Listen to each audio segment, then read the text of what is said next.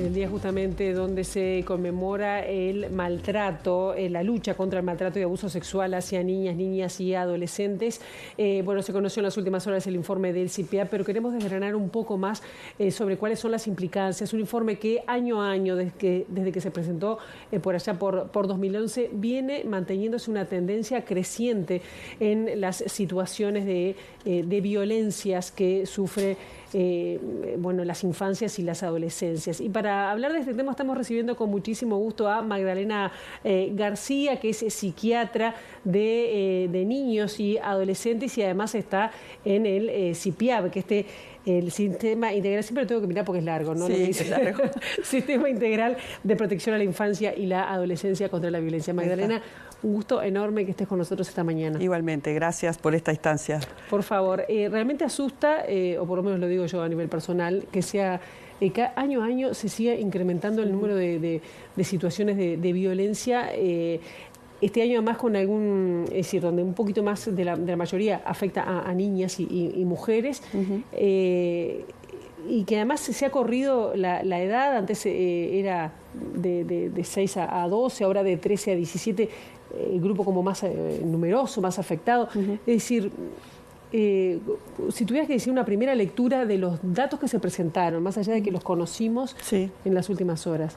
Bueno, la primera lectura es que la violencia hacia infancias y adolescencias sigue siendo un grave problema social en nuestro país, ¿no?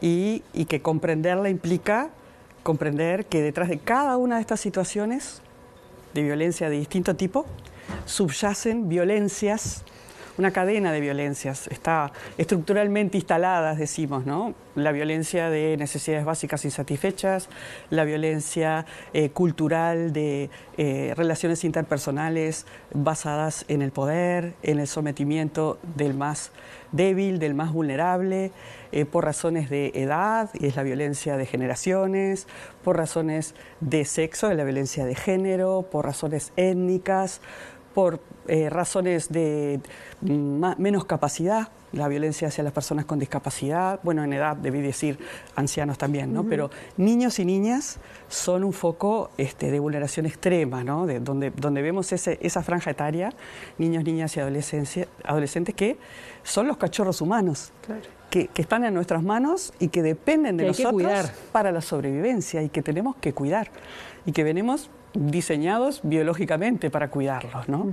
Entonces, eso es lo alarmante, ¿no? Que tenga tanto peso la violencia subyacente en todos los sistemas, ¿no? No es un problema de 2, 3 personas la violencia interpersonal, es lo que hay detrás de todo esto, ¿no? Del sistema familiar, de la comunidad, de la cultura, de las creencias. A mí me llama la atención, bueno, uno de los temas que se repitió ayer en la presentación era cuáles son la mitigación de daños, por decirlo así. Yo te quería preguntar, ¿es posible mitigar el daño, es decir, unas que se exponen a este tipo de situaciones de violencia, y si en Uruguay están dadas las condiciones para eso? Yo sé que es una pregunta muy amplia. Es amplia, difícil, y te podría decir, bueno, quería completar la anterior, la franja etaria, queremos mirar con un poquito de esperanza las cifras, porque eso nos ayuda a seguir, ¿no? Son temas en que uno tiene que respirar para poder seguir. No todos asumen, no todos asumen la responsabilidad y bueno, me parece bien que nos repartamos los roles, ¿no? de trabajar con esta temática de la violencia. 13 a 17, salida del núcleo familiar, contacto con sus pares, contacto con equipos docentes, si tenemos la suerte de que mantengan la escolarización, ¿no? Hacen que adolescentes den cuenta ahora más que antes de las situaciones, ¿no? de violencia sufridas. Eso podría ser una explicación esperanzadora para nosotros en el sentido de que trabajar con niños, niñas y adolescentes en el autocuidado, en conocer, tener referencias comunitarias a dónde acudir, puede ser un factor protector de detección más temprana de situaciones, ¿no? Bueno, lo veíamos con Romina y Aldana bien temprano en el arranque de este noticiero, que justamente dice, nosotros hablamos, se habla. El tema es que a veces cuando también les pregunté, y eso también te quería preguntar, Sí.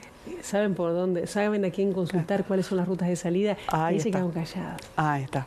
Eso es Entonces, lo ahí duro. viene tu segunda pregunta Sí. y amplia, ¿no? Claro, cuando pensamos en abordaje, y CIPIAB en eso es muy claro, en su modelo de atención, trabajar muchísimo en prevención, que es un gran tema, se votó, pero no hay presupuesto para trabajar en prevención, creo que es una herramienta muy, muy, muy valiosa en niños y niñas que se desarrollan, seres humanos en construcción, ¿no? Trabajar en prevención y trabajar en desarrollo de fortalezas es una de las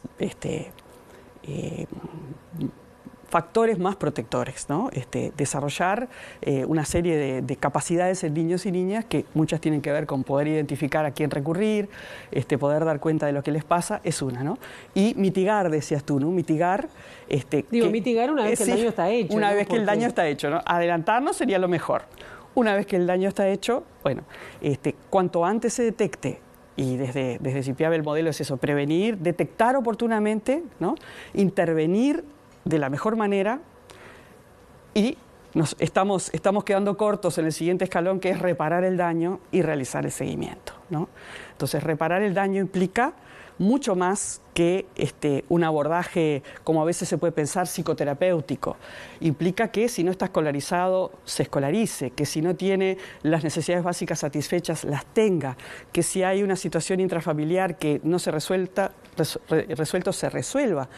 Por eso decimos que es multisistémico y intersectorial. Todos tienen que colaborar en la reparación del daño. Y aparte, ¿no? Hay cuestiones, pienso que drásticas, porque más del 80%, por ejemplo, en algunos casos de violencia sexual, por ejemplo, está dentro de la casa. Exactamente. Entonces es muy difícil, me imagino. Es muy difícil porque se da, por eso volvemos a la prevención, desarrollo de fortalezas en niños y niñas, el trabajo de todo el sistema educativo, formal y no formal, es de suma importancia, porque es la contracara, ¿no? de la vida intrafamiliar, muchas veces a puertas cerradas, bajo violencia en todos los medios socioeconómicos y culturales. Eso es muy importante, ¿no? Y cuanto más favorecido el medio, más difícil acceder a ese núcleo y detectar las situaciones de violencia que se están viviendo a puertas cerradas, ¿no? Por eso el sector educativo tiene un privilegio de tener cada día a niño, niña y adolescente para estar en contacto directo, ¿no?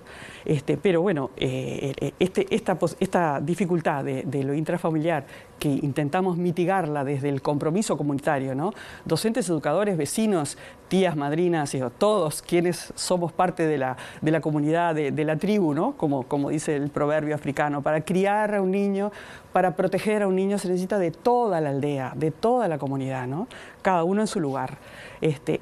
Mitigar implica poder cada uno hacer su parte, ¿no? Y, por supuesto, hay daño, habrás visto en el informe que el 80% de las situaciones cuando se detectan son crónicas, ¿no? Recurrentes, o sea, no es una sola vez, esa es la verdad de la violencia predominantemente intrafamiliar, es que es crónica y recurrente, o sea, no es un hecho aislado que quizás impacte saber esto, pero dicho así, un atentado, por ejemplo, un evento, un atentado sexual único por parte de un extraño, si bien es un evento considerado de alta traumatización, para trabajar con niños y niñas y adolescentes es de más fácil reparación que te abuse sexualmente tu papá. Claro. Evidentemente, ¿no? La proximidad afectiva es un factor de riesgo a largo plazo, ¿no? de predictor de daño, ¿no? Porque yo uso una expresión habitualmente que me parece que es lo más claro que puedo decir, rompe la lógica biológica del cerebro, ¿no? Que quien me tenga que cuidar me dañe, es difícil de levantar eso, ¿no? Magdalena,